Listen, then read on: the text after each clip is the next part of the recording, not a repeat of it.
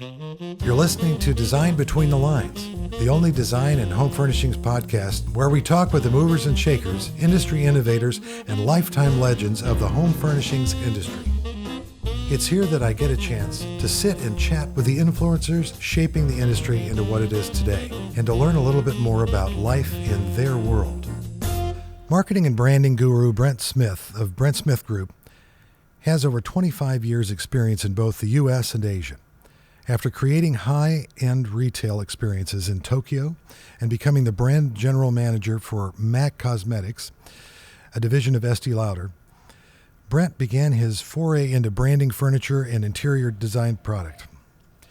He currently represents Ralph Lauren Home, Kelly Wearstler, and Visual Comfort throughout Asia, as well as being actively involved in consulting work with clients in the U.S., China, Japan, and Southeast Asia. I met up with Brent at the High Point Market to discuss the journey and what role marketing and branding plays in the home furnishings industry. Brent, welcome. Thank you. It's great to have you here. We're backstage at the High Point Theater in case anybody wonders what this looks like or sounds like. A stage. Yes, we're at a stage. We're ready to go on any second now. What made you decide to pursue marketing and branding as a career? Did you fall into that, or was it something that you had in mind all along? You know, I always say that it was at first, I think it was my first job was working for my father. He had an apple orchard. And so the jobs were pick apples or sell apples. And so I chose sell apples. And so I would be in the apple shed, we called it, with the bushel baskets of apples. And I created all the signage, and I started working on pricing and saying, well, if we priced the pecks higher than the half bushels, and we'd move half bushels. And so that's why I started in marketing. And I didn't realize it was marketing, but it is marketing. And that was in high school. And then I was studying piano from the age of 5. And so I thought I would study music for my career because I want to be a pianist. So when I went to my last year, my last semester of high school, I took an art class. And I thought, oh, wow, I want to be an artist. So I told my father, okay, I want to go to an art school. So I went to art school for one semester, and I left the art school because I called my father and I said, Dad, I don't think I can ever make any money doing this. So he said, okay, fine. So he said, we'll get it organized. So I went to another school, and I studied piano, and I did that for a year. And then I went back to Iowa. My mother was running for House of Representatives. And so I went back to Iowa on the Republican ticket, unfortunately. And so she was running, so I went back to help her. I went to school in Iowa, and I entered the University of Iowa. Okay. And there I went to meet the, what they call them, counselors, or, when you're starting in a school and you're transferring in, you have to go meet, counselors to say, this is what I've done, whatever. Mm-hmm. And I sold them on I said, I want to be in the business school. And they had, I didn't have the credits for business school. I had music credits and I had art school credits, and I sold them. And the woman, I remember exactly, the woman said to me, you have street smarts, you're in, you're right? And so I studied business, creative writing, and business, creative writing, and graphic design. Wow. At University of Iowa. It was liberal arts. I had no idea. That was an interesting beginning. Do you still like apples? I'm hoping. Yeah, love apples. Okay, good. It's hard to find really great apples though anymore. It is. Right. You're right. Well, and you would know. Yeah, I know a good apple. Right. Well, so speaking of, and that's another thing for branding, you probably know the good apples from the bad ones. No, I'm sorry, pun intended there. Right. Where did you get the point along in your career or out of college where you decided, or it was decided for you, or the business direction you took you from the United States out into the Asia area? It's funny because when I was in school, as a typical American kid, I think you're just so, maybe not now, but this was many years ago, and this is over 30 years ago. I think we're so insular, and I had no idea there were international students at school, and because there's an international, student union, and you would never even go there, and I had no idea even where they lived. I never saw them on campus, and it was just my white world I lived in. And so my brother was working in the Reagan administration. He was in the State Department, and I think State Department, yes. And so he had an offer to go to Tokyo, to work in Tokyo, and to start the Ronald Reagan School in Tokyo. And so I went to visit him, and my first trip to Asia.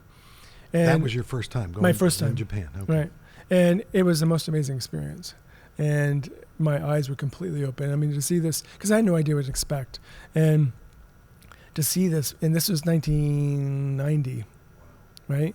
And in Japan, and it was still hot in Japan. I mean, the economy was really hot. Yeah. People didn't realize the bubble economy was almost over, or it was finished, but people didn't realize it yet.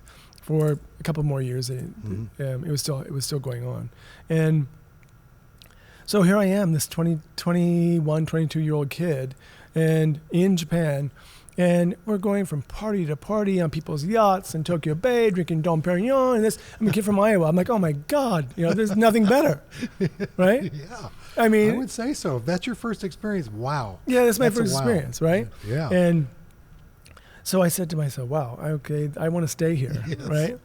And I met this guy who had the license for Cuban tobacco.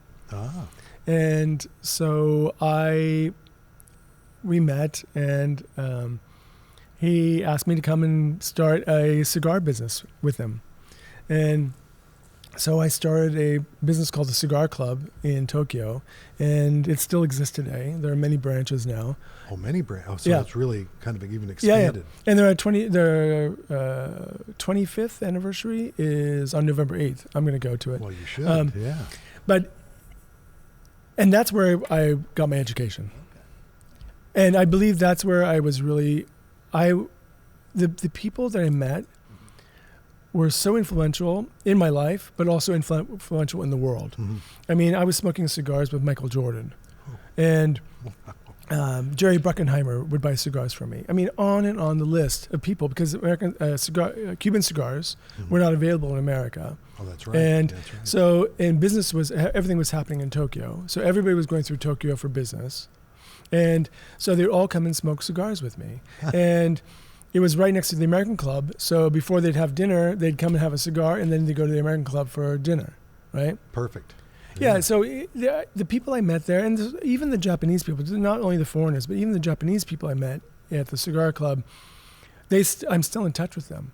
And they're still so important to me. I mean, my mentor is now 85, and I met him at the Cigar Club, and he was the president and then chairman of the board of Estee Lauder Japan.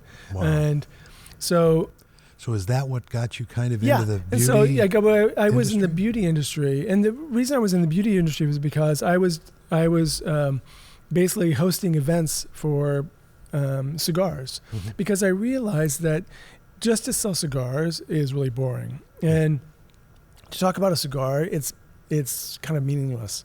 But to talk about everything around a cigar is the interesting point. And we built a club for men to come to, a safe haven, where they could come in and everybody was at the same level. They smoked their cigars, they had their scotch, and they just talked. And talked about playing tennis, they talked about playing golf, they talked about whatever, and business wasn't the main issue. Right? Yeah. So it was really a place for them to escape. In the middle of the day, they'd come for meetings, they'd come over, have a cigar, and they'd say, I've got to run back, have another meeting. Right? But it was really great experience for me. And some of the people I've met are still so important to my life. So you really you weren't really, as you said, you weren't selling cigars, you were really creating an experience. Yeah, so we were selling experience. And so I was creating these experiences. So I was hosting monthly dinners in restaurants. And I would go to the restaurant because the reason I did it initially, I made $40,000 a year, and that salary is for everything in the store. And then the guy who owned the business said to me, anything you sell outside the store, right? Yeah. You make money on, you make a commission on. And so I said to myself, okay. So I spent all my time outside the store. Oh, yeah. And so we went and we bought Philippine cigar boxes, and we gave them to every high-end restaurant in Tokyo. And marketing again. Yes. And high-end restaurant in Tokyo. And this is before the days of email. And I gave them a facsimile form and an order form. And I said to them, if you fax me the order before noon, I will deliver the cigars to you by 4:00 in the afternoon. And so we went from a very small business and to, actually a really nice business. I think we were up to $5 million. Wow. By the time Sounds like you created yourself. You were the Amazon of cigar sales. Well, this is 30 years ago, 25, 27 years ago.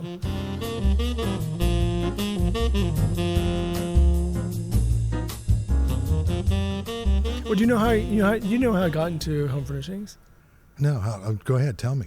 So, I was in a cigar club, and I then moved to Estee Lauder because I was doing all these events. Yeah. And I was doing events for Harry Winston, for Cartier, for all the liquor companies, for airline companies. They wanted to tie up with me because I had the best list in the city. Well, yeah. And so they wanted to have these men come to them and to these parties. And the only way to get the men was through me, and because they wanted to smoke cigars. You had the control. Yeah. So Estee Lauder called me and they said, would you do our launch of our new fragrance at Aramis? And the fragrance is called Havana. Oh, well, okay. And perfect. Yeah, exactly. And so I said, of course I'll do your launch. And so I rented out the old East German embassy and did a casino night. And we had a jazz orchestra. We had gambling on the lawn and roulette wheels and all this stuff. Yeah. And then we invited all the press, of course. And then invite all my customers also. And so it was completely successful. And so then, like a week later, Estee Lauder sent the head of HR from Estee Lauder came and we had lunch, and he said, we want you to come and work with us. And he said, will you go to Rome next weekend because we're having a big meeting in Rome because we're getting ready to introduce this brand called Tommy Hilfiger. And Tommy Hilfiger, what we currently have with our Aramis brand, which was created in 1968 by Mrs. Lauder, was kind of an old man's fragrance. Right. And it's kind of had a resurgence recently, and there's lots of hair tonics and things like that for the Japanese market. And they said, how are we going to sell Tommy Hilfiger in the same place? Yeah. And so they said, we need new blood, new fresh blood in the company in order to do this. And so of course, I signed up. I loved it. And so then a dear friend of mine who's an art director, he was actually the art director for El Deco magazine in Japan. No slouch. That's very good. Yeah. And he also designed the Kirin Lager beer label. Oh. And he's very well respected. He called me, he kept coming to me with magazines. And he'd say, do you know this woman? And I'd say, no, I have no idea. And then next month he'd come with a Vogue magazine. He said, who is Barbara Berry? Oh. And I said, I have no idea who she is, right? I said, here, I'll read it. She lives in L.A. and she is some young and upcoming designer. And he said, find out. And so I went and found a Architectural Digest. And that month, she did a Richard Neutra home, and it was on the cover. So therefore, her name was in the back, and the address of her company was on the back. So I penned a letter, longhand form, saying, hello, Barbara, this is Brent. You don't know me, but my friend thinks you're amazing. And I said, have you ever been to Asia? I said, because your designs really speak to me and say there's some Asian qualities in your designs. So I sent off the letter, a month later. Another letter comes back from Barbara and her portfolio, a box. Interesting. And she said, I've never been to Asia. I would love to come. And So I passed it on to my friend, and I sent her back another letter in saying, I passed your portfolio on to my friend, but I'm very busy with Estee Lauder, and so I don't have much time to devote to making connections, but I'm sure there's business for you here somewhere. Yeah. Right? And so I went home one night, I was in bed with my pajamas on watching television. I got a phone call, and my friend who just lived right behind my house, he said, I have Barbara Berry in my living room. I said, what? Yeah. And so I ran over to his house in my pajamas. Oh my God. I put on a jean jacket. Great first introduction. Right? Yeah. And I met Barbara. And so I met Barbara Berry the first time in Calderson's living room. And the next night we all had dinner together. And she reached across the table, grabbed my hand, and said, we will work together someday. Wow. Woo. That's and awesome. So years later, yeah, when I had it with working for Estee Lauder, and then I was working at Mac, but part of Estee Lauder, I called her and I said, Barbara, I just quit Estee Lauder. And she was in a taxi in Chicago, and she screamed, stop, to the cab driver. And she jumped out and she started screaming, and she was like, come to LA right now. Right? Yeah. And so that's how I started. Wow. Well, that's amazing.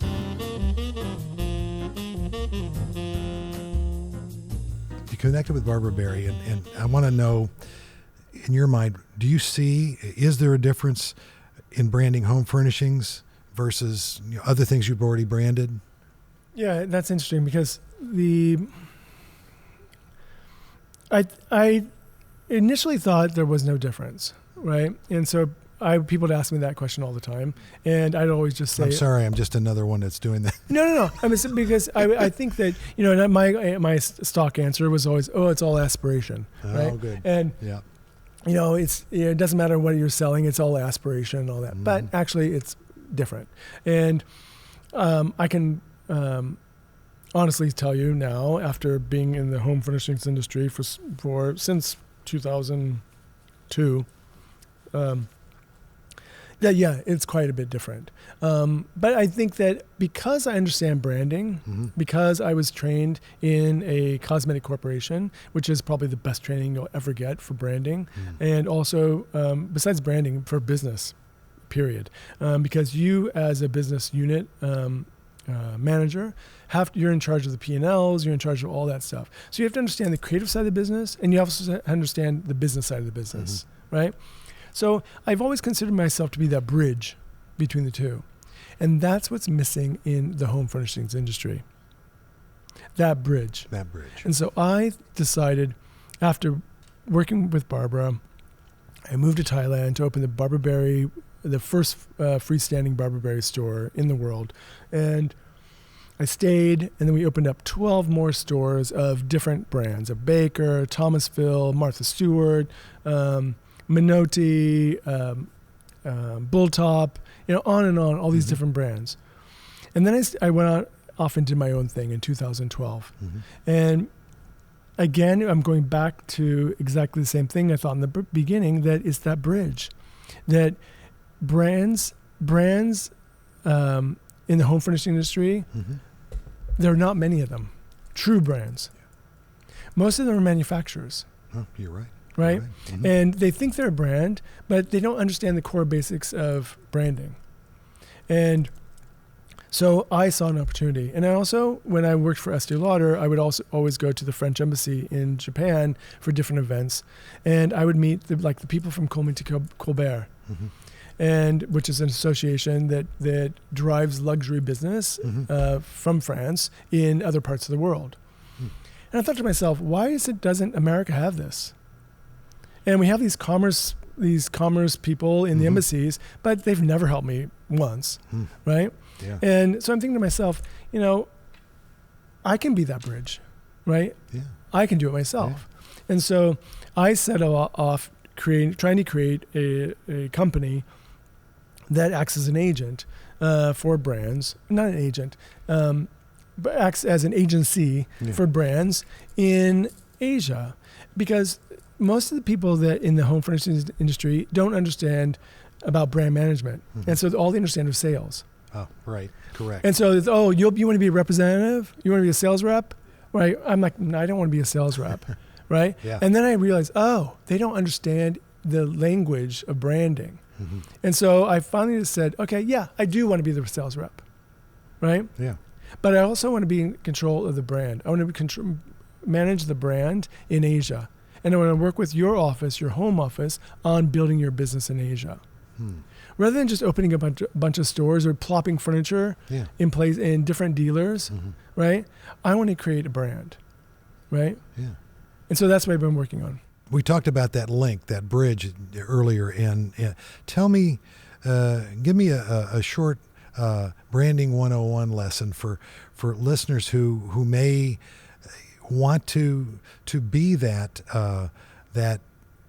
connection, that bridge. They may want to join into that effort, that wave that's taking place to create a brand, but they don't know where to start. Right. Yeah, it's there's anybody who will tell you that this is the answer, or this is the meaning of branding. I think is a bit flippant, and it doesn't encapsulate everything that is the essence of branding, because branding is so many different things. But branding basically means you can charge more money. And so you have a bottle of water, right? Yeah. And you slap on a label that says this water is harmless coconut water or whatever. Right. And it's like, oh wow, that's interesting. Oh, this is brand. I'll take this. I'll try it and see what it is. Right. Yeah. And then $4 later, you're like, okay, wow, I love this. Right. Yeah. And that's branding. Okay. Right. Yeah. And the thing is, and with furniture, that to come up with a brand new idea in the furniture business is really hard, right? True. Because it's all been done before, right? Yeah. And a chair is a chair, right? Yeah. And so to put your spin on that chair, right, is the branding aspect of it.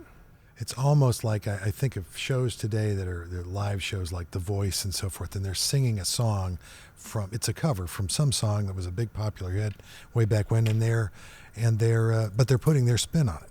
Yeah. And trying to make that appealing to today's market, or in the case we've been talking about for so long, getting some exposure in another marketplace, in the marketplace of Asia, and putting a spin that would be appealing once they've learned what the market likes.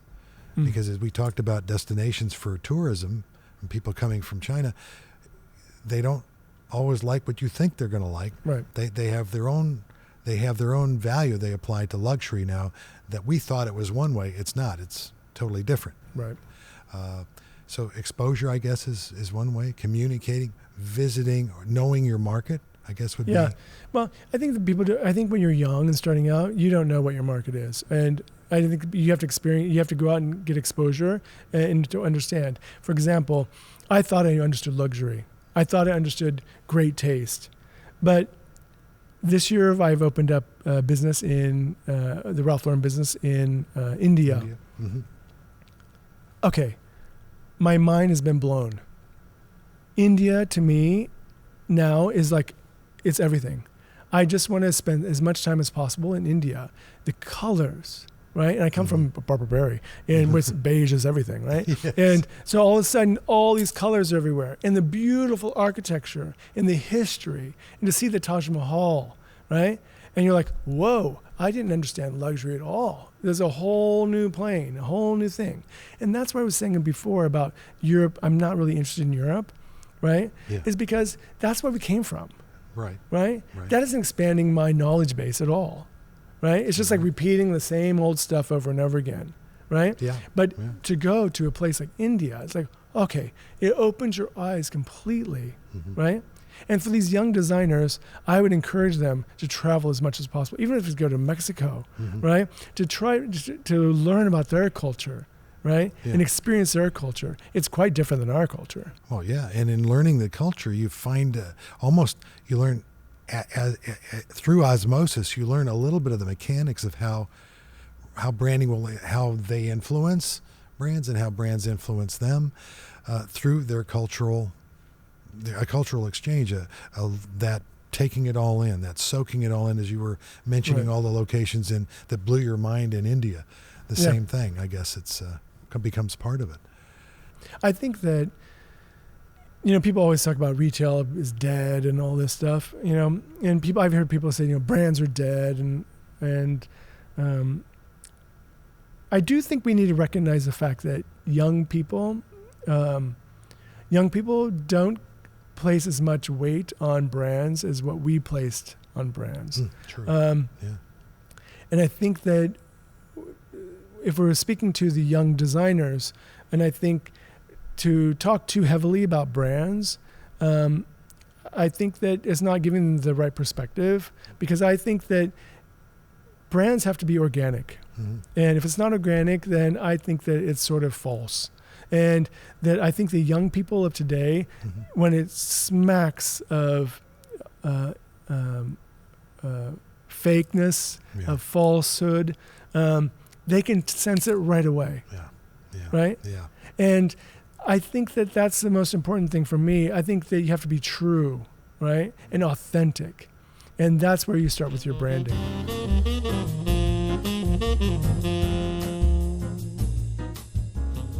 A lot of our listeners are young people that are thinking about, what am I going to do with my life? Some of them are in the design students right now in school all over the world.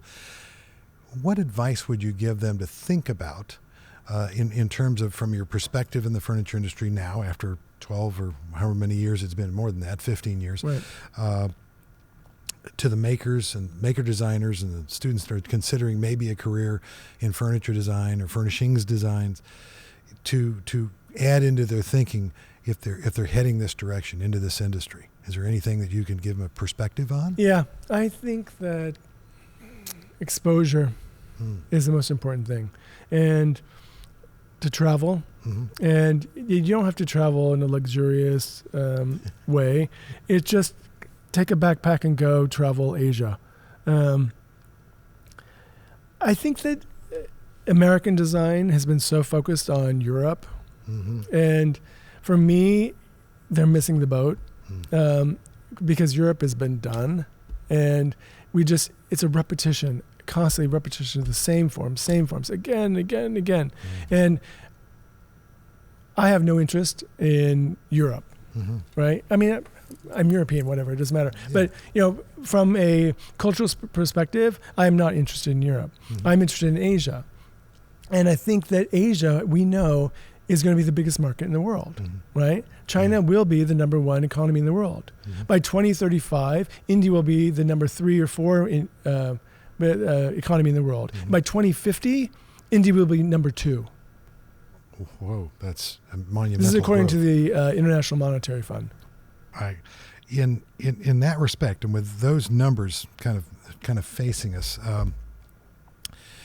what do you see the current trends? You and I were both in Shanghai at the beginning of September, and you were on a panel discussing Eastern and Western design influences, what makes good design, what makes bad design. I thought that was an interesting question, Yeah. but in that respect, are there trends that you see out there now that are in some ways Asian influences stronger than there used to be? Or? Yeah, completely. That well, I remember the presentation I gave in China, and I was talking about it was very Chinese centric because the audience was Chinese, Mm-hmm. but I talked about the number of tourists, the Yeah. outbound tourists from China every year, and that in 1996 it was 5 million. Mm-hmm. And the number one destination was Hong Kong, Macau, and Taiwan. Yeah. And 10 years later, 2006, it was 34.5, right?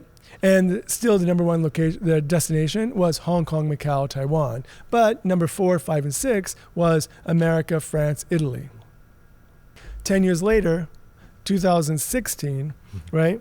You now have 133 million people Chinese tourists traveling outside of China. What an amazing growth pattern. Huge. Yeah. And it's still the number one destination is Hong Kong, Macau, and Taiwan, right? Yes. But 4, 5, and 6 have changed. What are they? It's now Japan, South Korea, and Thailand. Incredible. So we see huge influences coming back to Asia of Asian design. Because people are experiencing Asia through the eyes of Japanese. Asians are experiencing Asia through the eyes of Koreans. Asians are experiencing Asia through the eyes of Thais, right? Yeah. And they're bringing that home. And putting that in their home. And they're putting those sort of looks and feels in their home. When I go to Japan now, I'm always amazed. The sheer number of tourists is just amazing. Because in 1990, when I first went, there were no tourists. I mean, it was so expensive. It was just ridiculous. Yeah. And you might see a military family every now and then on the street walking around, but now it's literally busloads of Asians being dumped onto the streets of Tokyo, and which is great for their economy. Oh, sure. And yeah. But they're all soaking up that experience. Right? Yes. And they're taking those experiences home. So I believe that in the very near future, that Asia will be a very important influence on Asia. Because I think that the Chinese, for so many years, they lost their culture. Yeah. And now they started making money. And so they were reaching out. And the brands were coming to them, the fashion brands were coming to them and saying, this is luxury. Buy. Oh, please buy. This is luxury. Right? Yeah. And now they've traveled the world. They're saying, oh, no, that's not luxury, actually. I've actually experienced luxury in Japan. And it's quite a bit different than what you're serving. Right? So I think that we're going to see a big change. And if any indication, I mean, the new Aman Shanghai, which is opening this month, is all Ming Dynasty furniture and everything. So I think that it's going to shift a little bit. But you'll still have, of course, it's a huge industry. I mean, a huge economy of the people traveling outside of China. But in 10 years, it'll be 266 million is what their estimates are, right? Yeah. And so because of that, the number one destination will still be Hong Kong, Taiwan, and Macau. Yes. So everybody's at a different trajectory on their understanding of luxury and experience, right? Yeah. But, there will be people very interested in, they're over it. They're moving on to something different. Wow. Brent, I can't tell you how much, we could talk another 10 hours. I love speaking with you.